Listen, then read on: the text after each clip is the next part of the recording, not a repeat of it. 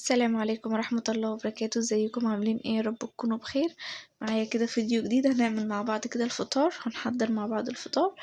ما تنسيش بقى يا بنات، لو انت اول مرة تشوفي القناة بتاعتي تشتركي طبعا عندي في القناة، يسعدني ويشرفني. ولو انت مشتركة عندي في القناة ما تنسيش تعملي لايك وتكتبي لي كومنت في اخر الفيديو. تمام. هنا كده بقى الفطار بتاعنا عبارة عن ايه. هشوح كده كبدة وكلاوي. طبعا الكبدة بلدي زي ما انتم عارفين كده. تمام. محبتش بقى ان انا اجيب لكم التفاصيل وانا بقى بقطعها وبقطع البصل والكلام ده.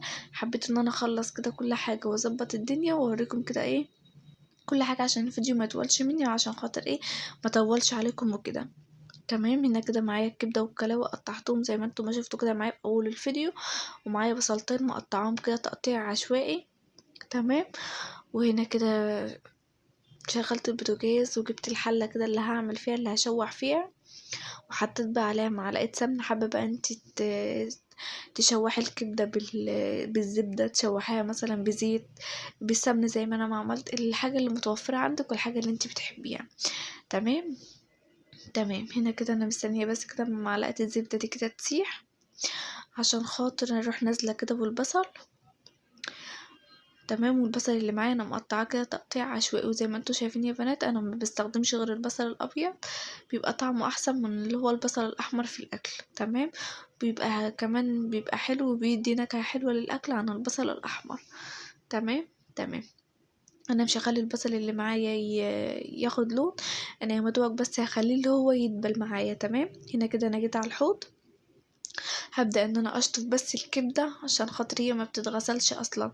انا هبدأ بس ان انا اديها شطفة كده بسيطة معاكم عشان خاطر تعرفوا ان انا ما غسلتهاش، ما حطيتش عليها خل ولا حطيت عليها ليمون ولا حطيت عليها ملح ولا حطيت عليها اي حاجة، هي حبة مية وشطفتها بس كده من ايدين الجزار وخلاص. تمام. تمام. وهي عامة الكبدة ما بتتغسلش. تمام كده. تمام. هنا كده ببدأ ان انا اشوح بقى كده البصل زي ما انتم شايفين. طبعا بقى كل سنة وانتم طيبين ويعد عليكم الأيام بخير. أنا حبيت بقى إن أنا أجهز معاكم كده فطار خفيف، ما اقعدش بقى أعمل بقى سفرة وأحضر بقى محاشي ومش عارفة والكلام ده كله. الكلام ده كله احنا عارفينه، والكلام ده كله احنا بنعمله أول يوم. بيبقى أنواع المحاشي بقى كلها، ومش عارفة اسكن بط ولا مش عارفة اسكن لحمة ولا فراخ، على حسب بقى كل واحد ما بياكل. فما حبيتش بقى إن أنا أصور معاكم كل الحاجات اللي احنا عارفينها دي. تمام. حبيت بقى ان انا اجيب لكم كده اكله خفيفه وحاجات كده خفيفه، عشان خاطر برضه لو انت محتاره في الاكل تبقى عارفه انت هتعملي اكل ايه. تنزلي كده على طول على السوق، على الجزار اللي انت بتجيبي منه، تجيبي إيه كبده وكلاوي، او تبداي ان انت تعمليها كده بنفس الطريقه اللي انا عملتها. او لو انت عندك طريقه تانية ممكن تكتبي لي برضه في الكومنتات ونجربها مع بعض. هنا كده قرن فلفل كده محترم، حامي. لو انت مش بتحبي الحامي ممكن تحطي قرن رومي. تمام. بس احنا طبعا بنحب الحاجة حامية وكده، فحطيت قرن فلفل حامي. تمام. شوحته كده ومخليتش البصل خد لون، انا خليته يا مدبك البصل دبل، ونزلت عليه بقرن الفلفل، شوحتهم كده الاتنين مع بعض، ورحت نازلة بالكبدة والكلاوي الاتنين مع بعض. مش هقلب ولا هفضل اقلب فيهم عشان خاطر ما يتنزلش المية بتاعتها والكبدة تتهري مني وفي الاخر تنزل المية بتاعتها وما بتبقاش حلوة. انا هسيبها خالص لحد ما تاخد صدمة من تحت، وبعد كده هبدأ ان انا اديها تقليبة بسيطة. تمام. لحد ما تاخد مني صدمة من كل الاتجاهات. تمام. انا كده حبيت ان انا اسيبها، ما حبيتش ان انا افصل الكاميرا عشان تبقى عارفين ان انا ما قلبتش فيها، وتبقى عارفين ان انا سبتها خالص لحد ما تاخد صدمة من تحت، وبعد كده هقلبها على الجنب التاني. تمام. تمام. بس انا كده حابه ان انا اسيب الكاميرا بس مفتوحه كده معاكم عشان تعرفوا ان انا ما قلبتهاش، عشان خاطر انا لو قلبتها اصلا الكبده هتنزل معايا الميه بتاعتها ومش هتبقى حلوه. تمام. عطيتها بقى كده اهو تقليبه بسيطه، لما خدت صدمه من الجنب اللي تحت هديها بقى كده تقليبه بسيطه خالص، وهسيبها لحد ما تاخد صدمه من الجنب التاني وخلاص. وزي ما انتم شايفين كده هي ولا نزلت ميه بتاعتها ولا اي حاجه. تمام. وما بحطش برضو التوابل دلوقتي على الاكل، انا بسيب خالص التوابل دي اخر حاجه خالص، عشان خاطر كتر التوابل على النار بتخلي طعم الاكل بيمرر. تمام. تمام. خلي التوابل بتاعتك اخر حاجه خالص. خلاص هو الاكل داخل على سوا، يعني مثلا 3/4 سوا كده، روحي حاطه التوابل بتاعتك. تمام. انا بعمل كده مع كل الاكل، مش اكل معين، مع جميع الاكل كده بعمل كده، بخليه داخل على 3/4 سوا واروح حاطه التوابل بتاعتي، عشان خاطر كتر التوابل على النار بتخلي طعمها اتمرر. هنا كده بقى لو عندك طماطميتين كده ابشريهم وانزلي بيهم. انا بقى ما كنتش حابه بقى ان انا اقعد ابشر بقى وكده، فطلعت كيس كده صغير من التلاجة ورحت نازله بيه. تمام.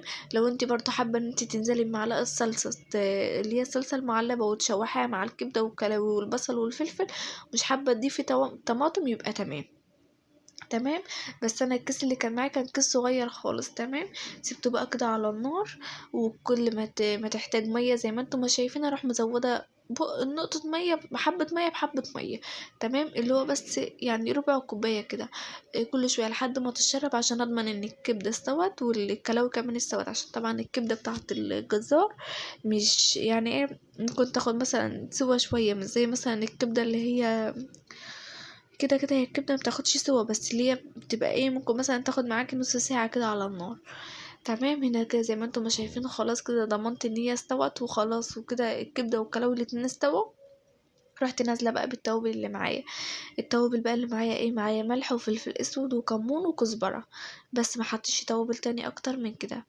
زي ما قلت لكم، لو انتم مش حابين ان انتوا تحطوا الطماطم، ممكن معلقه صلصه وتشوحوها كده وتقعدوا تنزلوا بحبه ميه بحبه ميه زي ما انا ما كنت بعمل. تمام.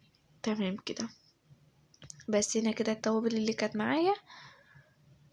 حبيت ان انا اعمل لكم الفيديو ده كده مختص لوحده من غير اي روتينات واي تنظيفات والحاجات دي، عشان خاطر اللي حابب يعمل اكله كده ما يكونش جاي على دماغه، او مثلا ما يكونش عارف هيعمل افطار ايه، يروح اعمل بقى على طول. تمام. وممكن برضو تعملوها بالكبده والقوانص بنفس الطريقه دي. تمام كده. تمام. حابه طبعا ان انا اشكركم على تعليقاتكم الجميله، وحابه كمان ان انا اكتبوا لي كمان تعليقات كتير عشان تشجعوني في الكومنتات وكده.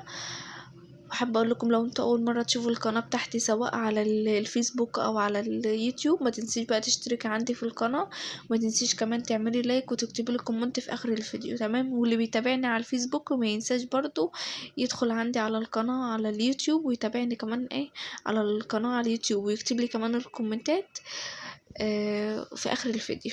تمام. تمام. هنا كده الاكل كده زي ما انتم ما شايفين.